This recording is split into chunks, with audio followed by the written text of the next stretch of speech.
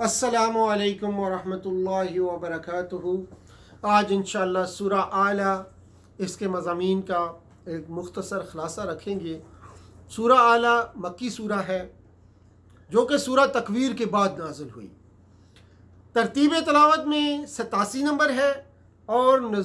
ترتیب نزول میں اس کا 8واں نمبر ہے۔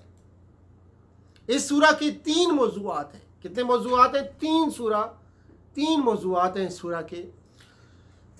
سب سے پہلے توحید، دوسرا نبی صلی اللہ علیہ وسلم کو ہدایات، نمبر 3 آخرت اور فلاح آخرت کا طریقہ۔ سبح اسم ربک الاعلیٰ،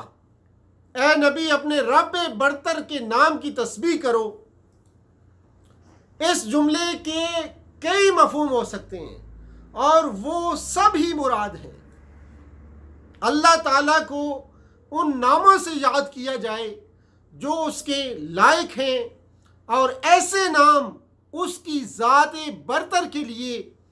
استعمال نہ کیے جائیں جو اپنے معنی اور مفہوم کے لحاظ سے اس کے لیے موزوں نہیں ہیں، یا جن میں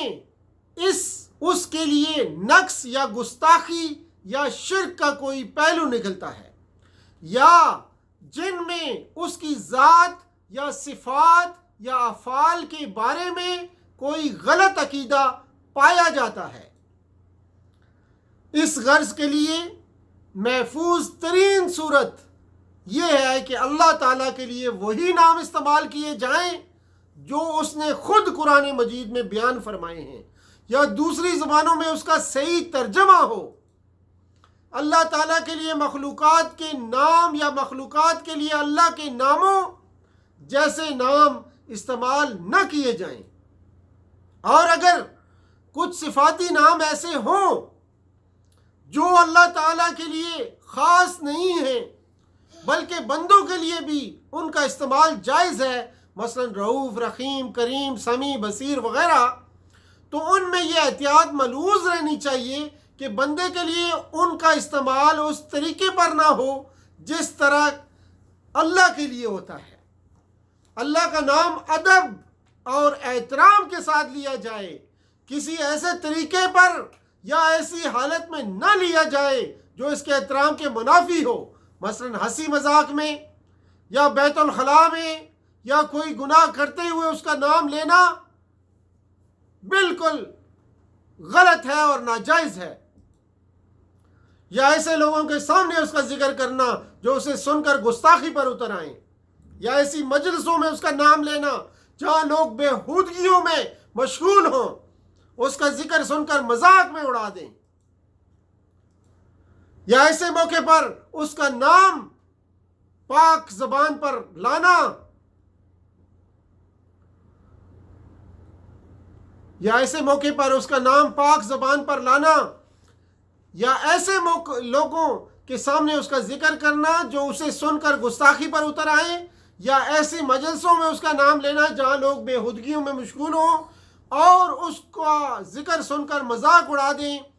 یا ایسے موقع پر اس کا نام پاک زبان پر لانا جہاں اندیشہ ہو کہ سننے والا اسے ناگواری کے ساتھ سنے گا،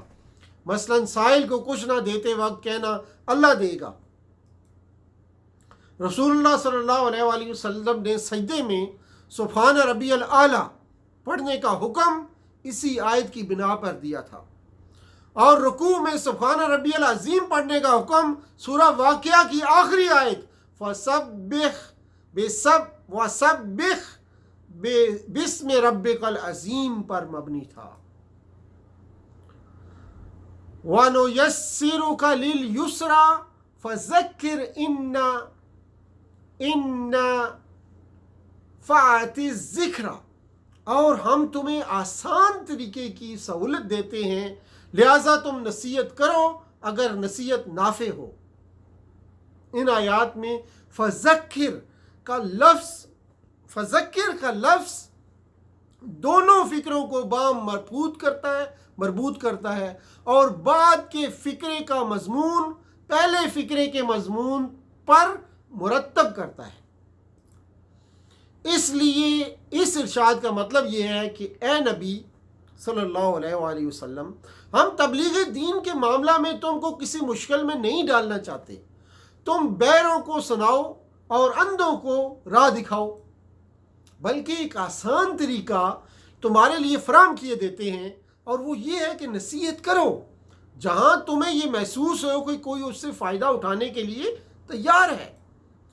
اب رہی یہ بات کہ کون اس سے فائدہ اٹھانے کے لیے تیار ہے اور کون نہیں ہے، تو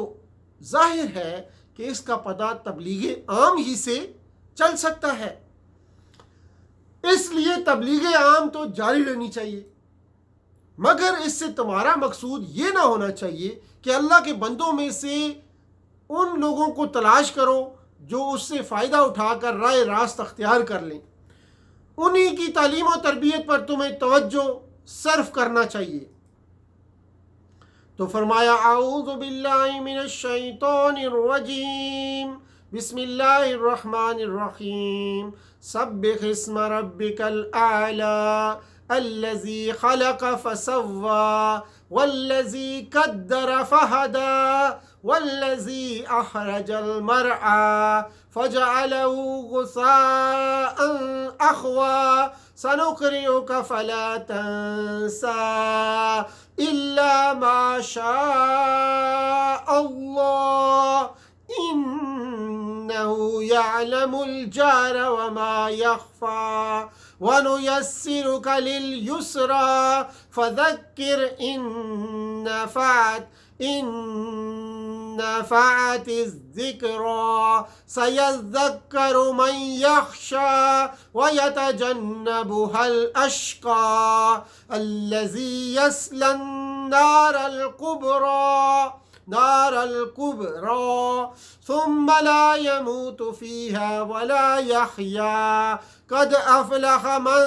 تزكى وذكر اسم ربه فصلى بل تحسرون الحياة الدنيا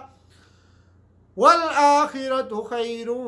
وأبقى إن هذا لفي الصحف الأولى صحف إبراهيم وموسى صدق الله العظيم رب اشرح لي صدري ويسر لي أمري واحلل عقدة من لساني يفقهوا قولي سبحان ربك رب العزة عما يصفون وسلام على المرسلين والحمد لله رب العالمين وآخر دعوانا أن الحمد لله رب العالمين والسلام عليكم ورحمة الله وبركاته۔